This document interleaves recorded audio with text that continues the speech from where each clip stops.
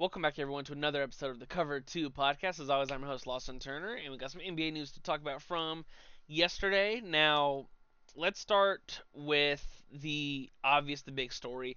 JJ Redick signed a 4-year deal with the Los Angeles Lakers to be their next head coach.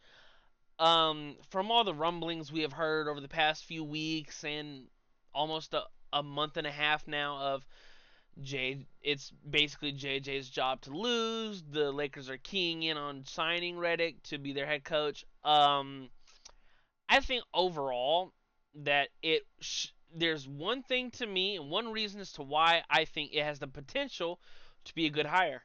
They need to fill out their coaching staff with people who have experience and are they don't need to be smarter than JJ, but uh, they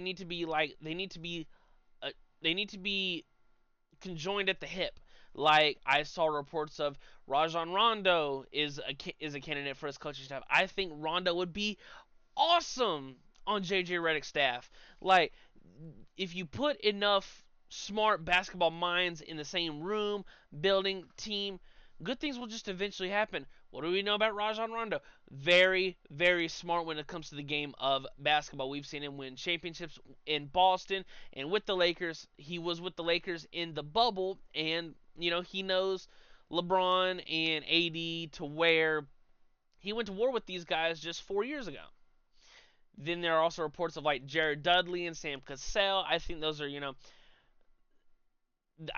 that could be not the tipping point that the Lakers need, but JJ just needs people around him that have even any more experience than he does, because JJ has no experience in being in as a basketball, not a basketball, as an NBA head coach.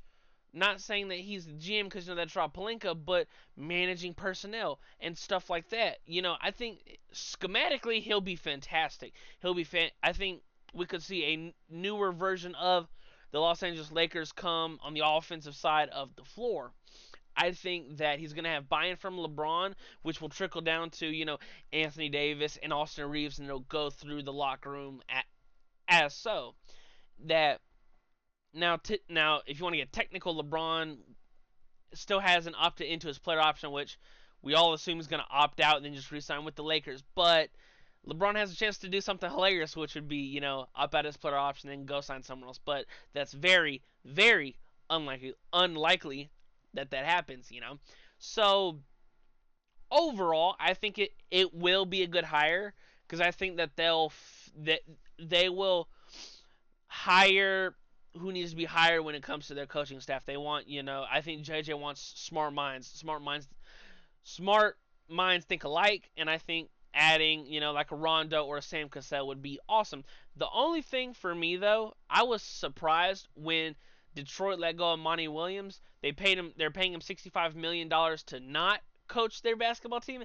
That the Lakers didn't at least bring Monty in for an interview, a conversation, or hell, even a cup of coffee. That's my thing, cause he had a great relationship with Anthony Davis when AD was still in New Orleans, and I think Monty's just one of those coaches that he loves his players. He treats them like family more than players, which is good and bad. And I think that it's more good than bad, but I think that he would have had like the the gravitas to coach LeBron and AD. Like, guys, he also led the Suns team to the finals, and they were a 64-win team the year after. So I think that's a little bit more cachet to Amani Williams. But the fact that the Lakers did not even bring him in for a cup of coffee, ridiculous. So out of like your Monty, your Dan Hurley's, or JJ Redick, I think he's the third on the totem pole when it comes to would be the best initial hire out the gate immediately. But glass half full. Glass half full is that there's still a whole lot of time to fill out your staff. Free agency is around the corner. The draft is next week. So there's a lot of time to not tweak with the roster due to we don't know what LeBron's free agency will be, but I'm sure, like I mentioned earlier, opt out of the player option, sign a 3-year max deal with the Lakers, and then that'll be that. Where do I see the Lakers going next season? It all depends on, can they make any moves? Is there a trade? Now, they don't have a lot of picks or really high valued assets around the league like Austin Reeves, good young player, but was it a slight, not a overpay, but does someone want to take on his contract and he's almost fully developed? Now, it's not a bad thing on Austin Reeves because, once again, fantastic third star. But for the Lakers, we saw LeBron play a lot of games this year. We saw AD play a lot of games that was healthy mostly all year long for the most part. And then so if one of those guys miss any games, can you rely on Austin Reeves to be your second best player? I don't know. I don't know. I do think that I I've heard, reports and rumblings. Oh, they could circle back to a DeJounte Murray trade. They could be interested in acquiring like Trae Young. There are a lot of pieces that ideally would fit with the Lakers. However, I don't know if anybody wants to do business with the Lakers, unless they're fleecing them, because they're not a poorly run franchise over the past, 10 years. They've been in the gutter, and if it wasn't for LeBron, they would be left out in the woods. But LeBron chose them. He brought them a championship, and now he's on his fourth head coach. It is what it is.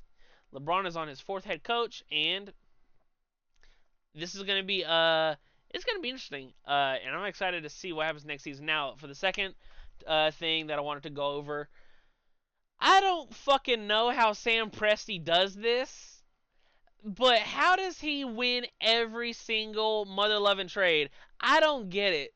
Like, if you're gonna do business with the Thunder, you kind of gotta know you're probably gonna be getting the short end of the stick almost every time. So they traded Josh Giddey they acquired Alex Caruso by trading Josh Giddey. When that news broke, I was like, okay, I want to see the rest of the trade. But then come to find out, there is no rest of the trade. That's it. 1-for-1. Giddey for Caruso. That is a freaking steal. It is a steal in which you're getting a player you're getting Alex Caruso, who's a fantastic wing defender and is a respectable 3-point, taker and maker. He'll take them, unlike Giddey, who he's a defensive liability, and he's not confident in his 3-point shooting to at least shoot him and make them respect you, at least from the corner. Now, excuse me, I saw reports that the Bulls really liked Giddey's game. I think of him like a Lonzo Ball-esque type where, rebounder, playmaker, inside the Lonzo's a better shooter than Giddey, but we see Giddey play with pace that he showed in OKC when, even when Shea was on the floor, there were times where Giddey would be leading the break after a defensive rebound. I think that this essentially means Lonzo Ball's time in Chicago. I don't know if it's done, but I did see reports and rumors that this could lead to a buyout, which it sucks for Lonzo because I really like his game. He plays basketball the right way. He's a tall guard who can be a good perimeter defender. Now, he hasn't played in years. However, I think that if his knee can, get semi right and he makes an NBA return, I think that, he could be a sought after piece for a team that's, contending for a championship and needs a true defender, facilitator, good enough 3-point shooter, point guard. Now, do I think he would, start for one of those set teams? Depends who their point guard is, Overall, I don't know how Sam Presti continues to do this, because he's fleecing everyone that he does deals with. They have a gazillion first-round picks over the next, 5 years. They have picks galore, first and second-round picks. they were the number one seed last year, and they already have a good perimeter defender in Lou Dort. So you add Alex Caruso to the mix. So I your starting five could literally be Shea, Lou Dort, Caruso, Jalen Williams, Chet. That's hell. That's spacing. That is good wing defenders. Those are players that you have at every role there is to be filled. If that could be your closing lineup, that's disgusting. Shea, scorer. Lou Dort, defender. Caruso, 3-and-D defender. Jalen Williams, potential superstar in the making. And Chet, he's just built different. He's tall, great rim protector, can space the floor, and can handle the ball if need be. You know, so OKC fleeced, and the fact that they got Caruso for Giddey, and they did not have to give up any picks or other ways of compensation. It uh, it flatly it amazes me because now I know it's east to west, so the Bulls really it's not like they're gonna see Caruso again, but twice a year. Uh, yeah, that's really my thoughts on it. It amazes me for the simple fact of when because I'm sure there were plenty of teams, championship level contending teams, calling the Bulls and asking, "Hey, is Caruso available?" And I saw a report before I started recording by Jake Fisher on Twitter saying that when the Bulls want in earlier, trade talks, they wanted 4 unprotected picks. And I'm like, well, you can. It doesn't hurt to ask, It certainly doesn't hurt to ask. Now, most GMs are gonna say, you're out of your mind, or just hang up on you. But it going from four unprotected picks, didn't say first, second round, whatever the case may be, but going from 4 picks and I'm sure something to a 1-for-1 for Josh Giddey, I don't know. It amazes me, and I think Chicago will just fire sale everything and just start over. Because initially when they put the DeRozan, Levine, Vucevic team together, I was like, okay, offensively you got some talent, but that only gets you so far. And basketball is an offense defensive game, and you can be as good on offense as you want, but if you're not getting stops, then you're kind of SOL in that department. Well, that's all I have for you guys in this episode of the Cover 2 podcast. Be sure to check us out on Twitter at the Cover 2 Pod 26. Link will also be in the description to make it a little bit easier to find, as always. For the Cover 2 podcast, I'm Lawson Turner, and I will talk to you guys in the next one. Peace.